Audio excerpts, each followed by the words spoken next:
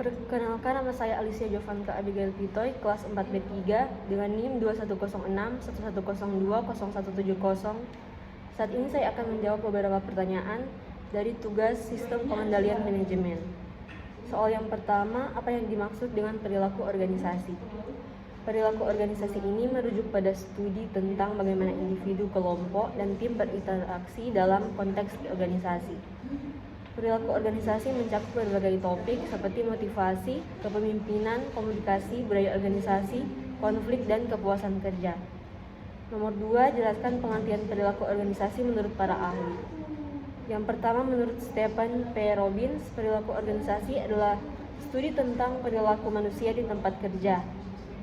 Yang kedua, menurut Kate Davis, perilaku organisasi merujuk pada studi tentang perilaku manusia dalam konteks organisasi, termasuk perilaku individu, kelompok, dan tim. Menurut Edwin B. Flipo, perilaku organisasi adalah studi tentang interaksi antara orang-orang di tempat kerja. Nomor 3, jelaskan faktor-faktor informal yang mempengaruhi keselarasan dan tujuan, terdiri dari faktor eksternal dan faktor internal. Keselarasan tujuan dalam suatu organisasi adalah kondisi ketika setiap individu di dalam organisasi memiliki pemahaman yang sama tentang tujuan dan sasaran organisasi.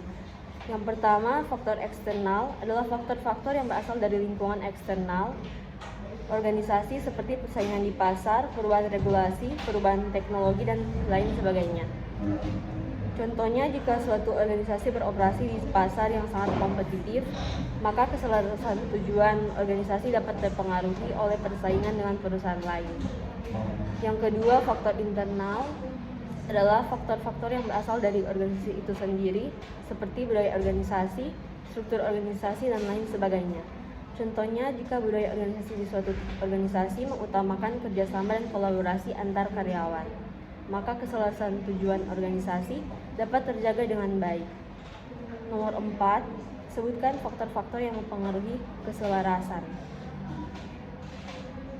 Ada beberapa faktor yang dapat mempengaruhi keselarasan, yaitu yang pertama, kepemimpinan. Yang kedua, komunikasi. Yang ketiga, struktur organisasi. Yang keempat, kebijakan dan prosedur. Yang kelima, budaya organisasi. Nomor 5, jelaskan pengertian sistem pengendalian formal. Sistem pengendalian formal adalah suatu mekanisme atau sistem yang digunakan oleh sebuah perusahaan untuk mengelola, mengendalikan, dan memastikan bahwa tujuan organisasi tercapai dengan cara yang tepat dan efektif. Contoh dari sistem pengendalian formal adalah standar operasional prosedur atau disingkat dengan SOP. Meskipun sistem pengendalian formal dapat membantu organisasi untuk mencapai tujuan mereka, terkadang juga dapat memiliki kelemahan dan keterbatasan. Sistem ini dapat menjadi terlalu rigid dan tidak dapat beradaptasi dengan perubahan yang terjadi di dalam atau di luar organisasi. Oleh karena itu, organisasi harus mengambil pendekatan yang seimbang dalam mengelola sistem pengendalian formal dengan memperhatikan kebutuhan dan tujuan organisasi serta keseimbangan antara fleksibilitas dan kontrol.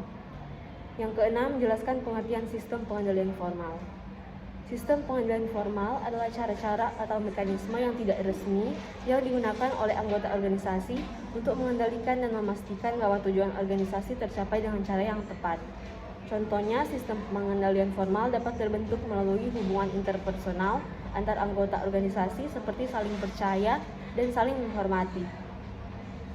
Sistem pengendalian formal dapat berfungsi dengan baik dalam organisasi yang membutuhkan fleksibilitas dan adaptasi yang cepat terhadap perubahan lingkungan atau tuntutan pasar.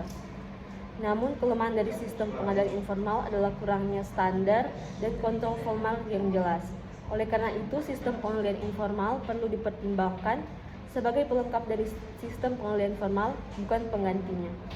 Nomor 7, jelaskan pengertian, fungsi, dan tujuan dari controller. Controller adalah seorang pejabat yang bertanggung jawab untuk mengelola sistem akuntansi dan keuangan sebuah organisasi.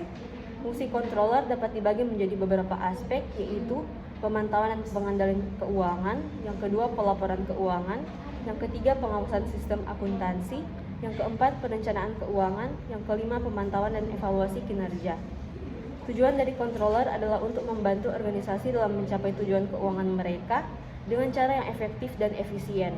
Selain itu, controller juga bertanggung jawab untuk memastikan bahwa organisasi memenuhi semua persyaratan pengaturan keuangan yang berlaku. Nomor 8, jelaskan keuntungan dari bentuk perusahaan unit bisnis.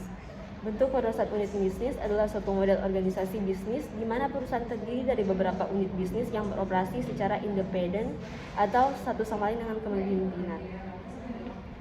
Beberapa keuntungan dari bentuk perusahaan unit bisnis antara lain, yang pertama, fokus pada spesialisasi. Yang kedua, pengelolaan yang lebih efektif. Yang ketiga, kebijakan manajemen yang lebih terukur. Yang keempat, meningkatkan inovasi. Yang kelima, pengambilan keputusan yang lebih cepat. Yang keenam, kemampuan untuk memanfaatkan keuntungan yang berbeda. Nomor 9, jelaskan fungsi dari pengendalian. Pengendalian atau controlling merupakan salah satu fungsi manajemen yang penting dalam pengelolaan bisnis atau organisasi. Fungsi pengendalian memiliki tujuan untuk memastikan bahwa sumber daya organisasi digunakan secara efektif dan efisien, serta mencapai tujuan yang telah ditetapkan. Berikut adalah beberapa fungsi dari pengendalian. Yang pertama, mengidentifikasi masalah.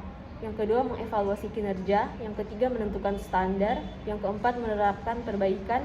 Dan yang kelima, menjamin akuntabilitas. Sekian dan terima kasih.